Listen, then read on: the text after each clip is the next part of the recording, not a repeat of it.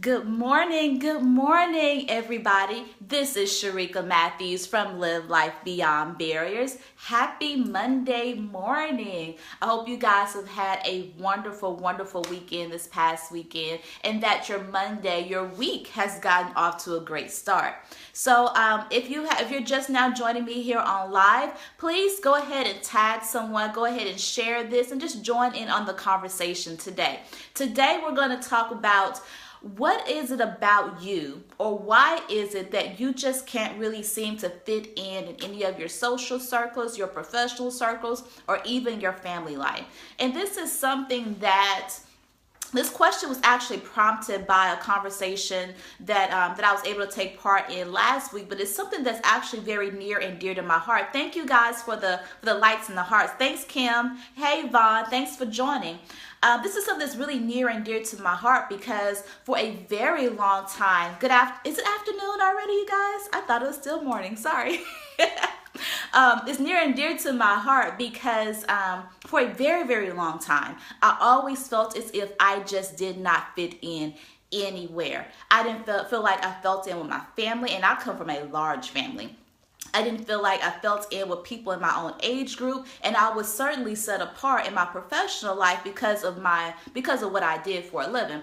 My first part of my career, I was an electrical engineer in the oil and gas industry, and so you guys know that it's a male-dominated field. And so I just did not look like my coworkers. I didn't act like my coworkers. I just did not really fit into that professional circle. In my family life, seemed like I was always set apart because I have to tell you guys a funny story. I don't know if my little brother's watching, but my family, in African-American families, our skin tones can vary from child to child. And so, true story, my little brother, we were in the car. He had to have been maybe about, maybe 4 or 5. He was really young. He was like, "Mama, why is Sharika white and everybody else in the family black?" All because I was light-skinned. In his eyes anyway, because I grew up in Memphis. Memphis is a predominantly black town. Our neighborhood was predominantly black. Our church was black. Our school was black. Hey, Dave. So it wasn't Dave, not my brother Dave that said it's my other brother. But he was so serious about why am I white and everybody else is black. So even in that little instance, and then just feeling like I was different in the sense of I always thought differently. I didn't always believe everything I was being taught. And I just kind of moved through life in a different way. And it really made me feel like, man, was I adopted? Or, am I really supposed to be here? What's really wrong with me? And then as I got older, went into high school, went into college, even in my young adult life, I always felt like I did not fit into my social circle either. I always felt like I got along better with people who are older than I was. When I was 25, I like hanging out with 35-year-olds. When I'm 35, I like hanging out with, 55 and 65-year-olds because I felt like I fit in more with how they think and how they move and how they talk. And it took me a long time to figure out how to accept that part of me. And so I want to give you 3 things to not do if you're feeling like you just don't fit in anywhere, and give you 3 things to do. Hey, Joe, thanks for joining. One of the first things I want to caution you, if you're feeling like you just don't fit in your social circle or anywhere that you are moving through in life, is don't isolate yourself. We all know that it is okay to be different, but a lot of times we feel like that difference is so great, we tend to step back. We tend to stay at home. We tend to not go out and subject ourselves to the differences or being rejected. That's really what it is. When you want to isolate yourself and pull back from everything and everybody, you're afraid of rejection. So don't go out, don't stay in and isolate yourself, because the only way that you're going to actually learn to embrace who you are, and the only way you're actually going to be around people who actually can accept your differences, is that you go out, is that you actually allow people to get to know who you are. Hey, Denise, thanks for joining. Thank you guys for the hearts. The second thing I want you to not do is don't ask God to change who you are. And this is from personal experience too. I used to pray all the time. God, why am I like this? Make me like everybody else. God, make my heart like everybody else. Make my mind like everybody else. Make me like everybody else. And don't do that. Because here's the thing. When it's something I had to learn, it was really a change for me, is that when you, hey Dots, hey, how are you? When you ask God to change who you are, you're telling God that he made a mistake with you. You're telling God that you know how to make you better than God knows how to make you. And you're saying that you're not really the master that I thought you were, God. I am the master. So you really want to be careful about asking God to change who you are, but instead ask God to help you understand why he made you just the way he did, because you already know that God's ways and God's will is perfect, that God is very intentional with every word that he says, and he's very intentional with every act that he makes. So if he was intentional about making you unique, if he was intentional about your attitude, your skin color, your gifts, your purpose, what year you were born, what number in the lineup you were born into, then God had a very specific reason for creating you just the way you are. So instead of asking God to change who you are and how you are, thank God for making you the way you are, and then ask God, okay, God, why did you do this? Show me how to use my uniqueness. Show me how to use my gifts so that I can fully embrace this and use this in the way that you intended this for it to be used. Yes, Denise, you do have to ask God for his intentions and for his purpose. And then the other thing is don't throw yourself a pity party. It's really easy this day and age when we get rejected by our friends, we get rejected by family, we even get rejected at work at times because you're too young, you're too old, you don't belong to this church, or you don't believe in this religion, you don't do this, that, and the other. It's easy to feel sorry for yourself. It's easy for you to step back and throw yourself a pity party. Don't do that. Don't throw yourself a pity party, because here's the thing. Every time somebody rejects you, it is not a personal attack. What they are doing is telling you, you know what, I do not belong in your circle. So instead of throwing yourself a pity party, celebrate and thank God for showing you that this person is not supposed to be in your circle. This person is not supposed to be a part of your life. And celebrate that the fact that God is making room for you to receive the right people at the right time into your life. Thank you, Denise, and Denise Richardson and Denise Ford. I'm doing well, Denise. Thank you for asking. How are you? And Vaughn, yes, don't ask God to make those changes, and don't throw yourself a pity party. Actually celebrate that God is making room in your life to receive the right people into your life, to appreciate who you are, just how you are, and not asking you to change, not asking you to fit in, and not asking you to do anything or be anything other than who God created you to be. So now, how do you actually feel like you fit in? How do you actually embrace the person that you are? Well, again, I'm going to give you 3 things here. The first thing is, remembering that, of course, we weren't made to fit in, right? God created us in very unique ways. So number 1, just simply celebrate that. It's simply say, thank you, God. Express gratitude and look into ways how you being different is actually adding value to your life and adding value to the world around you. So I'll give you an example in my life. I always knew that I thought differently, that I did not really believe all the things I was being taught growing up. And a lot of those things, those differences in who I was as a child, created me to be the person that I am. It allowed me to go into a male-dominated field. It allowed me to build up the strength and the courage and the faith, really, to step away from that engineering field and become a life coach, become a relationship coach, to be able to stand here today and be able to teach you guys and share with you guys things from a different perspective had I not been able to do if I was just like everybody else, if I thought just like everybody else, if I saw things just like everybody else.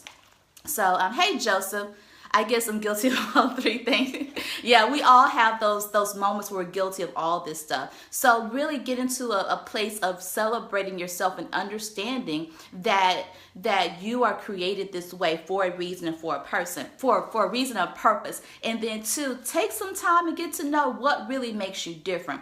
There are two things that make us feel like we don't fit in. Number one is truly our gift and really our purpose and our talent that sets us apart. And number two is simply insecurities. So I've been talking a lot about your gift and your purpose that simply may be setting you apart. And those are things you're really going to have to go to God to and say, okay, God, why am I not fitting into people my own age? Why am I not really fitting into my job's social circles? Why am I not fitting into my family life? Why is it that I feel this uneasiness? And every time I show up, that's when you really have to go to God and ask God to show you what is it that makes you uneasy. Because sometimes when you don't fit in, you may not know exactly why you don't fit in. You may not know exactly why you are uncomfortable around certain people or in certain situations. So the first thing is to ask for clarity. God, open my eyes so I may see me the way you see me. Open my eyes so I can see things through your eyes, see things through my spiritual eyes and not through my physical eyes. God, open up my heart so I can receive what you have to say and have understanding of it as well. You don't just want to see what makes you different. You want to understand why you are different and how you're supposed to use that difference in your life to change your life and to change the world. And then also, there are certain insecurities that make us feel like we don't fit in with other people in other social circles. It could be our skin color, it could be our hair type, it could be a genetic disorder, it could just simply be, my right eye is smaller than my left eye, whatever it is. It could be a set of insecurities that's making you feel like you don't fit in, or it could be that you're trying to make yourself fit into a place you simply don't belong. So I had to come to a place of being okay with not having a lot of friends my age. Yeah, I had to, because every time I tried to force myself to do things that other 22-year-olds were doing, force myself to do things that other 28-year-olds were doing, I was uncomfortable, I was unhappy, and it didn't feel good. So why would I continue to force myself to be into a situation that wasn't for me? Instead, be okay with, you know what, maybe I do act older than what I am. Maybe I am supposed to be around people who are older and wiser for a purpose and for a reason. So I embrace that and I'm okay with that now. So you have to get to a point of being okay with not fitting in with where you think you're supposed to fit in and allow God to lead you to the places where you truly belong. Which leads me to my third point is find your tribe. Find your tribe. Not everybody's going to like you. You have to be okay with that. Not everybody's going to accept you for who you are, just how you are. So you have to accept that, but you have to love yourself and accept yourself for who you are, where you are, how you are right now. And when you accept yourself totally and completely, not asking God to change you, not asking God to make you fit in, not trying to do any of those other things, then you can find the people who actually will appreciate you and love you for just who you are. And you can do this by a number of ways. Number one is simply just pray. God will go before you and make your crooked places straight. God will lead you down the best pathway for your life and watch you progress. See, God already has your life pathway lined out for you. All you have to do is ask. All you have to do is seek. And then as you're going down that path, even if it doesn't look like the path that you thought that you would travel, go down it anyway and trust that God has best intentions for you and your life. And open yourself to receive things from expected and unexpected places. Meaning that, I'm going to use myself for example again. I may not have friends that are my age who are 35, 36, 37 years old. I might have friends who are 50, 55, 60, 65. I'm okay with that because I enjoy that. Yes, I do have some friends my age. Let's not get it twisted, you guys. I do have friends my age too. But I could not have those friends who are my age until I embrace who I was and be okay with having friends who are older than I am, because it is that wisdom and that knowledge that I gained from being around older people for most of my life that has allowed me to walk the path that I'm walking right now. So find your tribe. You can do this again by, praying, asking God for the best pathway for your life. Thanks, Kim. You said I do act older than my age. Thanks. You can also do this by simply, one of the things that I do is get online. I know a lot of people don't like doing stuff online, but it's perfectly okay to do online dating. It's perfectly okay to do meetup.com, which is a great way to meet people who have similarities to you. Because even though God broke the mold when he made you, even though you are unique in how God created you, there are some similarities. So if you are the type of person who loves math and science, I guarantee you there is a meetup group for people between the ages of 35 and 40 who love science. If you are that person who, I don't know, maybe you have a physical defect or something like that, a physical difference about you, whether it could be a disease, it could be a genetic disorder, anything like that. There are people out there like you who are looking for you, but you have to seek and you have to go out and find it. Don't be shy about it. Be intentional about it. I mean, and I'm going to use another example that's very broad. Think about those people who are living with HIV. Think about those people who are living with cancer. They are by definition unique. They by definition do not fit in with the norms of society. So did they go out? Did they come back and just have a pity party? Did they come back and just isolate themselves? They probably did pray to ask God to change them.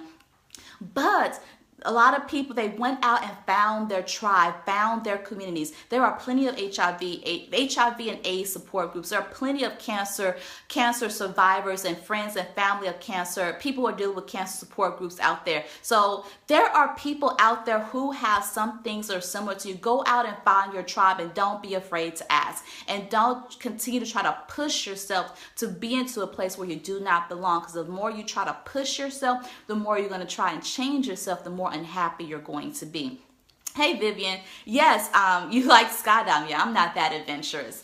And no, it's funny you bring that up, Vivian, because I do have a coaching client, and she was having this very same issue as well. She was having trouble just really finding her tribe, finding friends, and even finding people to date, because she saw herself as so unique and never quite fitting in with other people. So in the process of our coaching, I asked her, so what is something unique about you that you enjoy doing, or that you are finding, that you want to do but just haven't done? And her thing was scuba diving. It was scuba diving. And so during the course of a couple of coaching conversations, found out that there were plenty of people in her age, because that was her other roadblock too, was finding people in her age group who share similar interests to her, because she is a very unique person. But once we began exploring, began asking questions, she was able to find a pathway and a group to support her desires, to support the thing that she loves to do, which is scuba diving. People who are her own age. Now, they weren't always, and another thing too, we like to stay within our own racial group. It's okay to go outside your racial group. I'm telling you, it's okay. It's okay to have friends from different races, from different religions, from different backgrounds. So take some of the limits off of yourself. And when we were able to take the limits off of her thinking, she was able to go out and find people who share similar interests that she had, and was able to make friends. Now, she hadn't found the love of her life yet. We're still working on that, but she's on a good pathway now, to where she's getting out, she's exploring and really enjoying life. Yes, Vivian. Yes, you have to. So think about some of the filters or the limits you're putting on yourself about who you should be around, who you should hang out with, or who you should be like. Because you don't have to always be around people who look like you. You don't have to be around people who believe the same religious beliefs around you. You can actually explore and expand your horizons. And when you do, you'll find that there's a whole new world and a whole group of people who are waiting to just be in your tribe, to love you and support you and appreciate you just the way you are. So thank you guys for joining me today. I hope that this video was really enlightening for you, was really motivational for you. And so I do want to encourage you to go ahead and tag somebody in this video. Go ahead and share this video, because this is what I do. I enjoy getting out here and just sharing with you guys some information and some inspiration to help you transform your life. So you never know who may need this message. So go ahead and share this with your friends and family. Go ahead and tag some people who need to hear this. and allow them to receive this information. So if you guys have any questions or comments about anything I said today, leave a comment below or send me an inbox here on Facebook. Thank you guys again for joining. Thank you, Vivian, for joining. Thank you, everybody. Kim, the two Denises that joined, Joe, Joseph. Thank you all for joining and engaging me today, and I will talk to you soon. Have a fantastic day, all right? Bye-bye.